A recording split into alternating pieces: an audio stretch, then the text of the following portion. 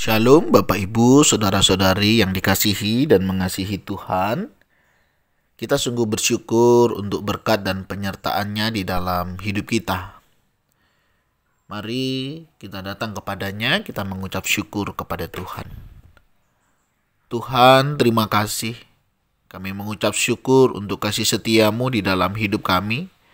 Kalau sampai hari ini kami boleh ada sebagaimana kami ada karena kemurahan-Mu. Terima kasih ya Tuhan.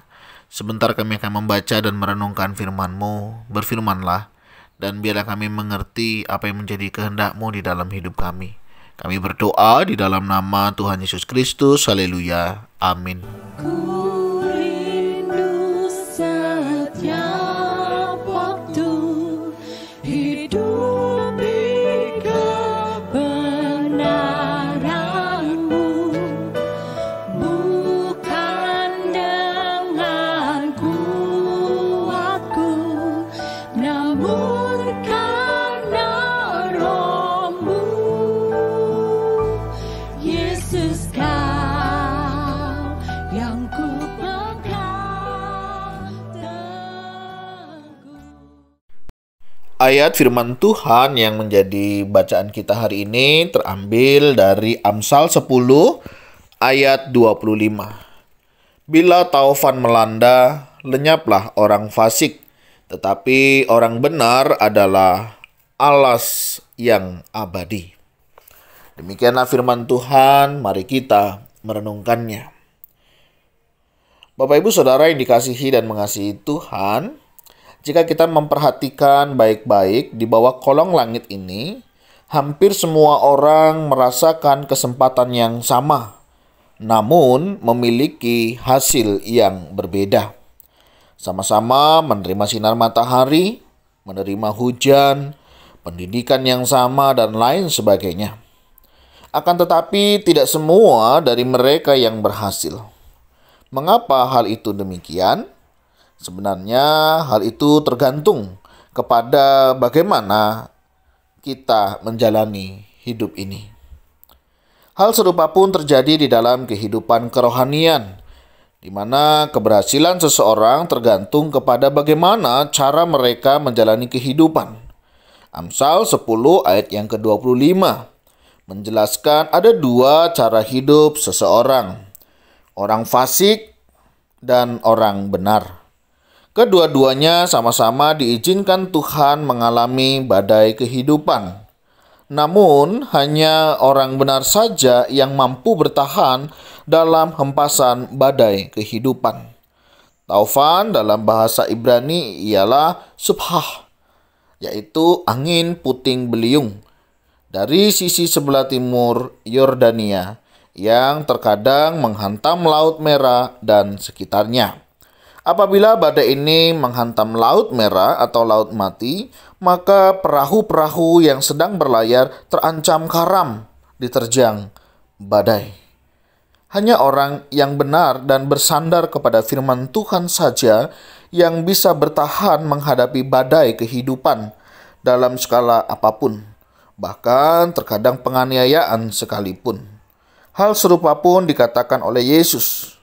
Dalam dunia kamu menderita penganiayaan, tetapi kuatkanlah hatimu, aku telah mengalahkan dunia.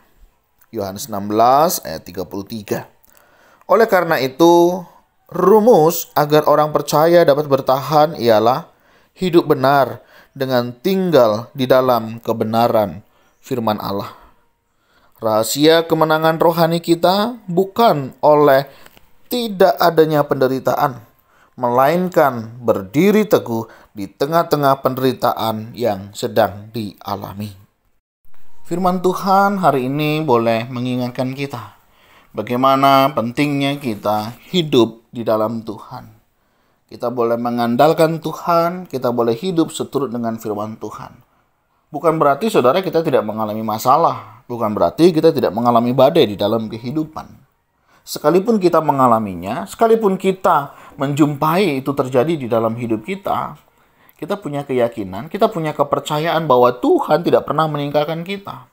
Dan kekuatan inilah yang membuat kita bisa berserah diri, bisa percaya bahwa badai pasti berlalu.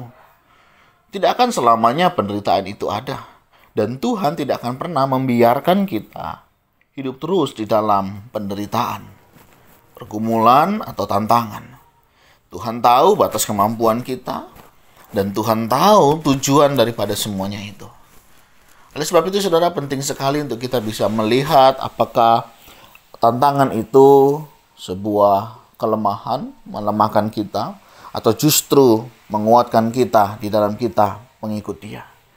Dan bersyukur, saudara, ketika kita hidup terus mengandalkan Tuhan, percaya bahwa semuanya Tuhan pakai untuk meneguhkan iman kita. Segala sesuatu boleh datang, segala sesuatu boleh menghampiri kita. Satu hal keyakinan kita, selama Tuhan beserta dengan kita, saya yakin dan percaya setiap kita bisa melaluinya. Saya tidak tahu, saudara, pergumulan apa yang hari ini saudara sedang hadapi, tantangan apa yang hari ini saudara sedang hadapi. Tapi percayalah, andalkanlah Tuhan, karena hanya Dia yang dapat kita andalkan saat ini. Diberkatilah orang yang mengandalkan Tuhan, dan kiranya saudara adalah orang yang diberkati itu dengan tetap mengandalkan Tuhan. Tuhan, terima kasih. Kami bersyukur untuk firman-Mu hari ini, yang boleh mengingatkan kami betapa pentingnya kami hidup di dalam Engkau. Hidup yang memuliakan Engkau. Hidup yang menyenangkan Engkau. Dengan terus berdoa, dengan terus membaca firman-Mu, sehingga kami boleh mengerti dan tahu setiap pimpinan-Mu di dalam hidup kami ini. Terima kasih Tuhan. Ajar kami semakin dekat dengan Engkau. Ajar kami terus bergantung hanya kepadamu dan hanya mengandalkan Engkau. Karena Engkaulah satu-satunya andalan kami. Dan ketika kami sudah mengandalkan Engkau, ajar kami hidup seturut dengan kehendak-Mu. Melakukan apa yang Engkau kehendaki dengan cara-Mu, bukan dengan cara kami. Sehingga kami tahu Tuhan, kami sudah melakukan seturut dengan kehendak-Mu. Berkati saudara-saudara kami yang mungkin saat ini sedang mengalami pergumulan, baik dalam usaha, dalam pekerjaan, dalam rumah tangga mereka, kesehatan mereka. Tuhan lawat, Tuhan berkati. Teguhkan iman kami semua, tetap percaya bahwa Engkau beserta dengan kami, sehingga kami bisa melalui dan melewatinya. Terima kasih Tuhan. Ini doa seru kami.